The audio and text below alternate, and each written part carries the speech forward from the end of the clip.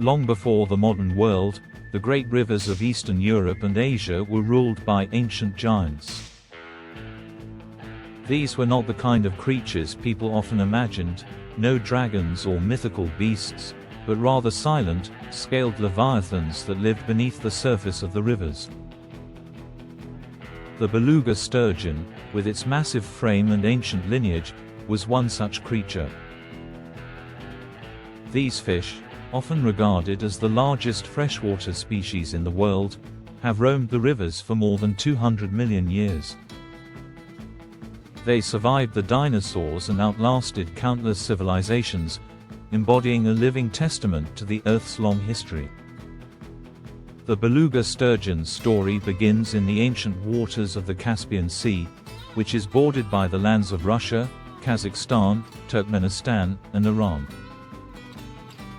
The Caspian has been the lifeblood of many civilizations, providing resources for the people who have lived along its shores. But it is also home to one of the most elusive creatures to ever live in its depths, the beluga sturgeon. This fish is often described as a relic, a creature frozen in time. The beluga's size is staggering. Males can grow to be 8 feet long and weigh hundreds of pounds, while females are even larger. They're not only remarkable because of their sheer size but also because of their longevity. These ancient fish can live for over 100 years, a lifespan that rivals the oldest of trees. Some of these giants have been known to grow to lengths of 18 feet, an awe-inspiring sight beneath the water.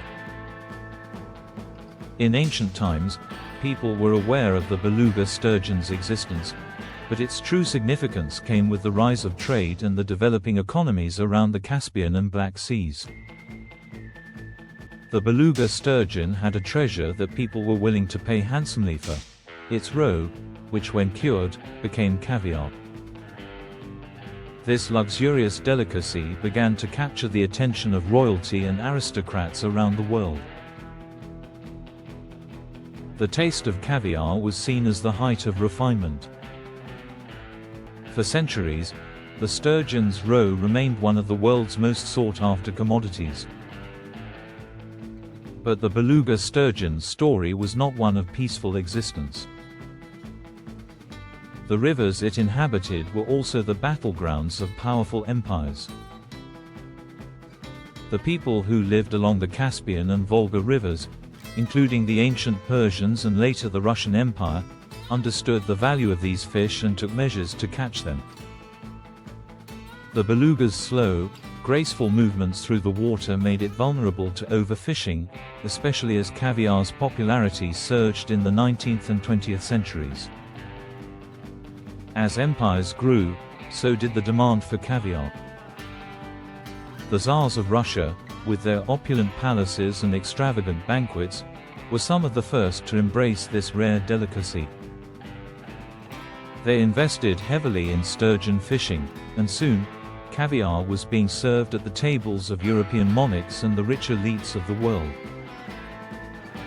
By the early 20th century, the Caspian and Volga rivers became vital sources of income for many communities, as fishing fleets plied the waters, pulling in enormous catches of sturgeon, some of them containing the precious roe of the beluga. But with demand came danger. The rivers that once held thriving populations of beluga sturgeon began to face the destructive forces of overfishing. The beluga, whose reproduction is a slow and delicate process, became increasingly endangered. While sturgeons are known to mature slowly, only reaching reproductive age after many years, the pressure on their numbers continued to mount. As the fish were taken from the waters in ever-increasing numbers, their populations dwindled. The 20th century brought new challenges. Industrialization, pollution, and habitat destruction had a devastating effect on the river systems. The once pristine waters were now contaminated with chemicals, and the construction of dams disrupted the migratory paths of the sturgeon.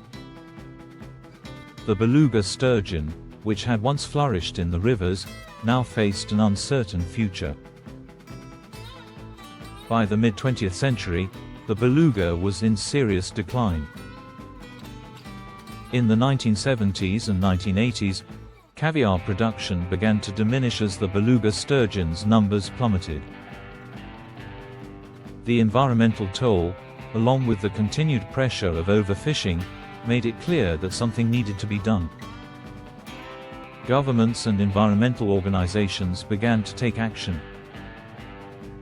In 1998, the beluga sturgeon was listed as endangered by the International Union for Conservation of Nature, IUCN, and fishing regulations were imposed to protect the species.